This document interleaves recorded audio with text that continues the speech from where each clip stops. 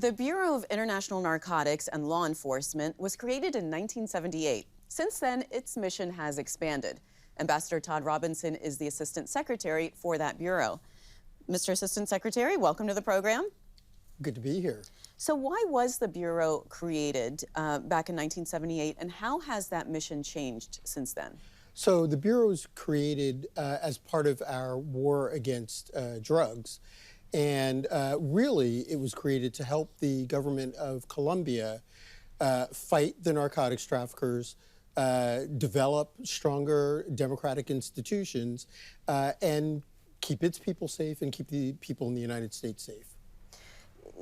You know, obviously, your office has a very big focus on the opioid crisis, which has affected a lot of Americans.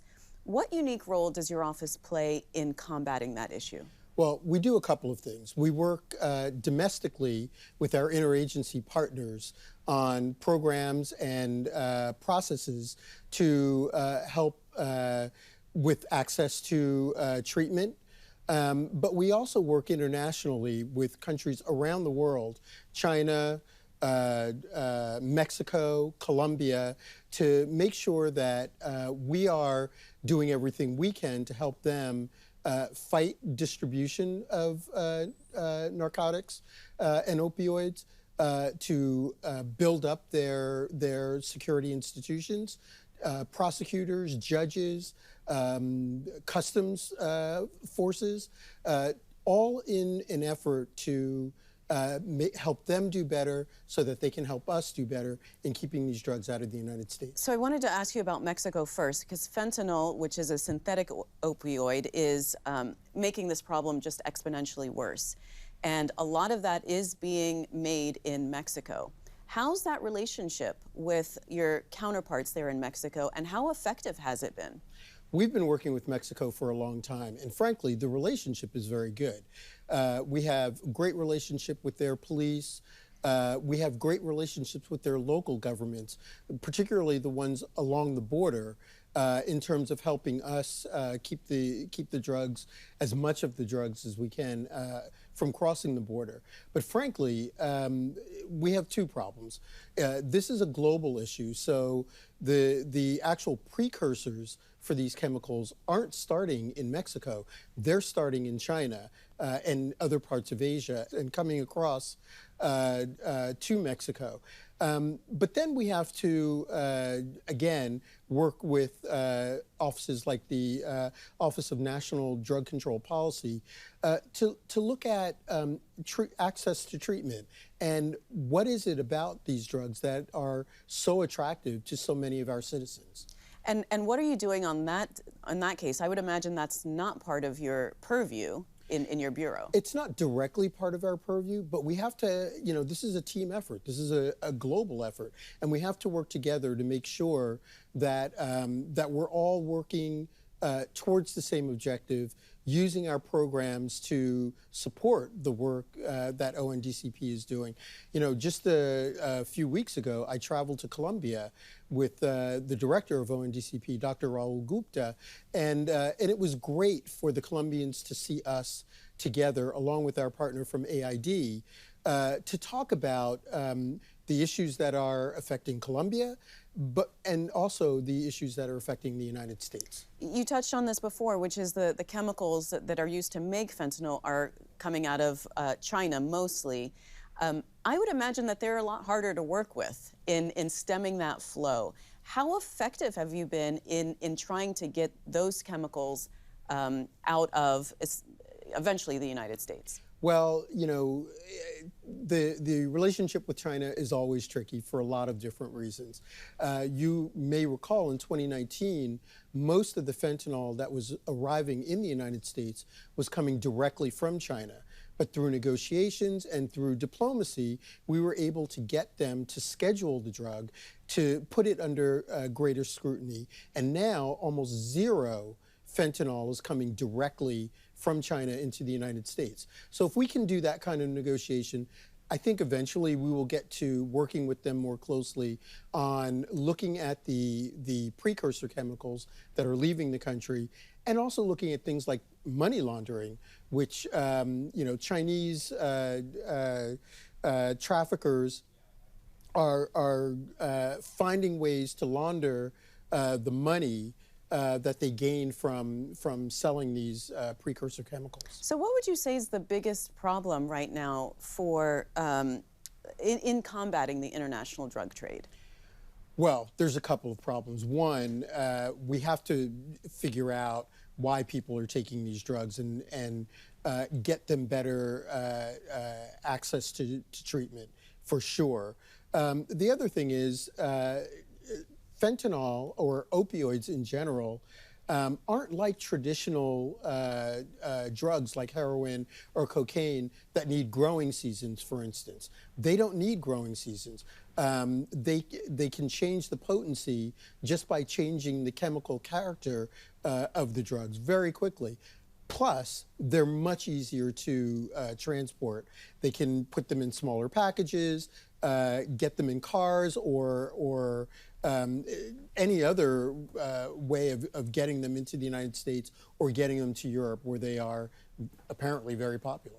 I want to ask you about Ukraine. You traveled there a few months ago. How is your bureau supporting that country?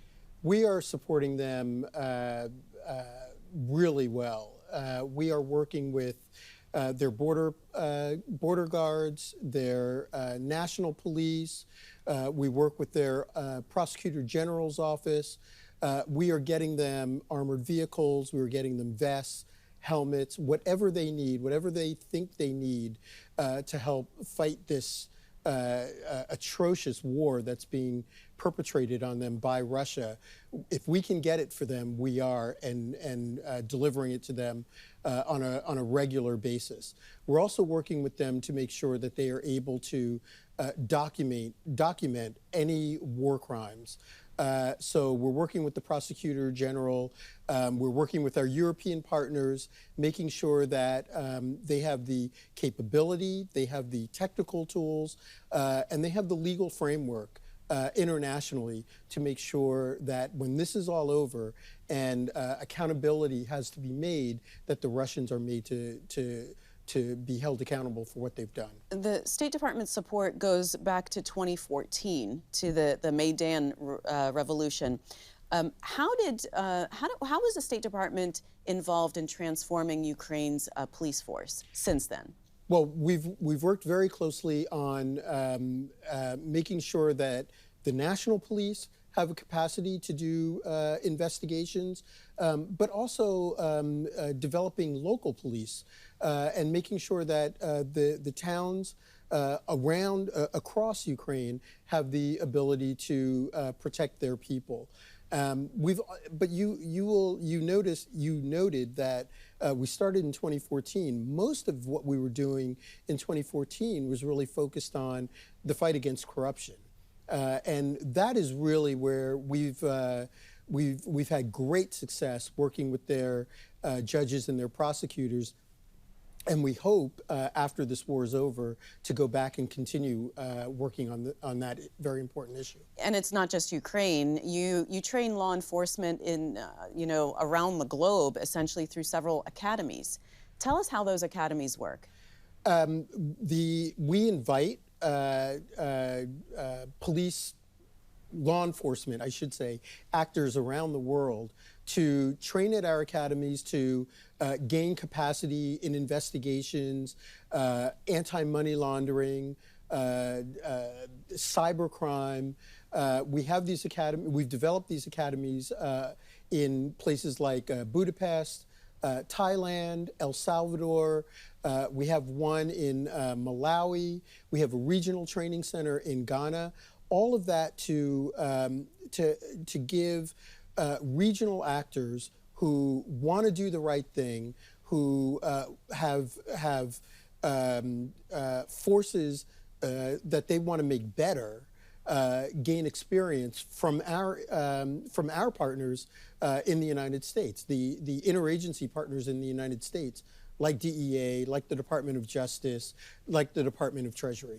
But I wonder why. How does this benefit the United States to have for the State Department to go and train local police force in disparate parts of the world? Well, what we know is democracy works better when people are safe, when people can count on their law enforcement to protect their human rights, when people can count on their law enforcement to keep them safe. And so we think it's in our best interest to have partners around the world who want to do law enforcement similar to how other advanced democracies do law enforcement. And if we have those partners doing those things, protecting human rights, making people feel safer, allowing economies to grow. Economies don't grow in countries where there's not protection and where there's not safety and where people can't trust their law enforcement. If we can help make those law enforcement agencies around the world better, we're making those countries safer, and by extension, we're making the United States safer. It's also an objective to increase women's participation in law enforcement and justice. Why? Why the focus on women? Well, we know that when women are involved, usually everything's better. Everything's better. Things like law enforcement are better. Access to justice is better. Access to education, healthcare, all of those things get better when women are involved. We think it's really important that we support women who want to be part of law enforcement and security structures around the world. That's why we work with and train judges in places like Pakistan and Vietnam. We think this is important. They want to do it, and if they have the capacity to do it, and they've put themselves out there, we want to be supportive. I think most people would be surprised that State Department is so involved in law enforcement and, ending the drug trade and wildlife trafficking even, because most people think, this is all about diplomacy and talking to people and convincing people. Well, you're right. And in many cases, in fact, I was just in Asia, in Vietnam and Laos. In many cases, we are trying to convince these countries that there is a different way, there is a better way of doing law enforcement. By having law enforcement participate in their communities. Community policing, which we do in the United States all the time, is not done everywhere around the world, but we know it's effective. And if we can convince these countries to do it, again, safer countries, better democracies, safer for the United States. We don't have a whole lot of time, but I wanted to ask you one thing, which was before your role, you were ambassador to Venezuela, and you got kicked out. Yes. What did you do? Well, there was an election going on. We were pretty sure that the election was not going to be free and fair, and in fact, it was not free and fair. My instructions were to make sure that the government knew that we knew the elections were not going to be free and fair, and to try to push them to make them freer and fairer. I don't think President Maduro was very happy with my comments, both publicly and privately, quite frankly, and he decided that he didn't want to hear from me anymore, so he invited me to leave. Well, we want to hear from you, and I want to thank you so much for being on the program. Thank you. Thanks for watching. If you enjoyed the video, give it a thumbs up and subscribe to our channel so you don't miss out on any future Government Matters interviews.